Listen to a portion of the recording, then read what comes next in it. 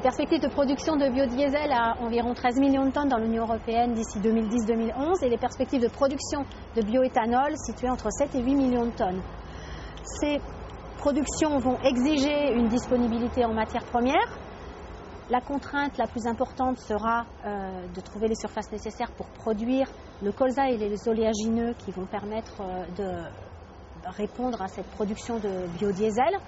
Et pour ce faire, il sera nécessaire de remettre en culture une partie des surfaces qui sont non cultivées aujourd'hui dans l'Union européenne. Nous estimons que ce total de surface qui devra être mis en culture se situe entre 2 et 3 millions d'hectares. Néanmoins, il ne faut pas oublier de prendre en compte le développement tendanciel des rendements, même si ce développement et cette croissance annuelle des rendements n'est plus égale à ce que l'on a pu connaître au cours des 20 dernières années.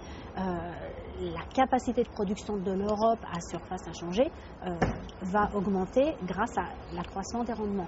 Il faudra des surfaces additionnelles, mais au-delà des premiers hectares qui seront remis en culture pour atteindre les objectifs de 2010, il nous reste quand même une marge de presque encore 3 millions d'hectares qui sont aujourd'hui non cultivés dans l'Europe et qui pourront à nouveau être remis en culture.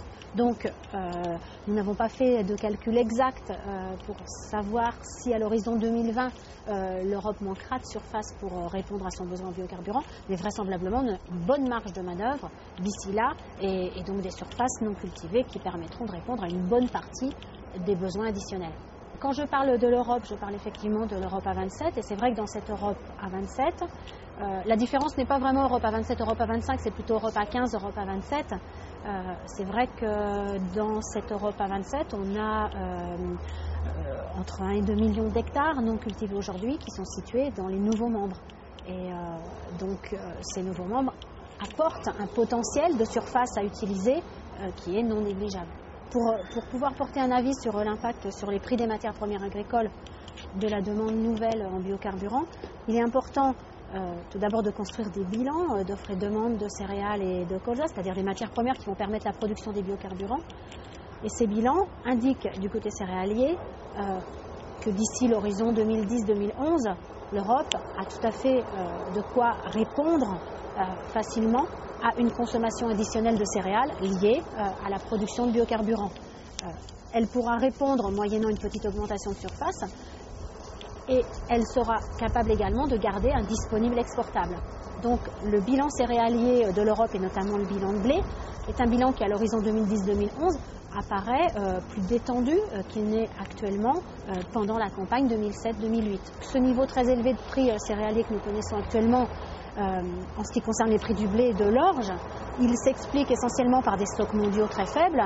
Et les stocks mondiaux de blé et d'orge sont très faibles aujourd'hui, non pas à cause d'une demande en biocarburant, puisque dans le monde, le blé et l'orge ne sont quasiment pas consommés pour la production de biocarburant, mais cette faiblesse des stocks, elle est liée à plusieurs années consécutives où la production a été inférieure aux besoins.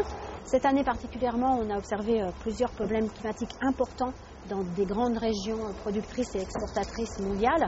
Et ce sont ces problèmes-là essentiellement qui ont conduit à la tension qu'on observe aujourd'hui sur le marché et donc à l'explosion du prix de certaines matières premières comme le blé et comme l'orge.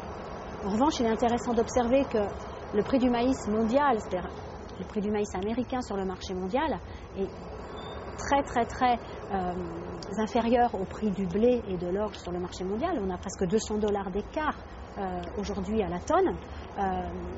La dynamique du maïs, elle a été de faire monter le prix du maïs pendant le printemps 2007, de sorte d'assurer des surfaces en maïs aux États-Unis suffisantes pour répondre à la demande en biocarburant des États-Unis. Mais une fois ce travail effectué, le prix du maïs s'est réaffaissé et n'a pas contribué fortement à la hausse du prix du blé et de l'orge que l'on observe aujourd'hui.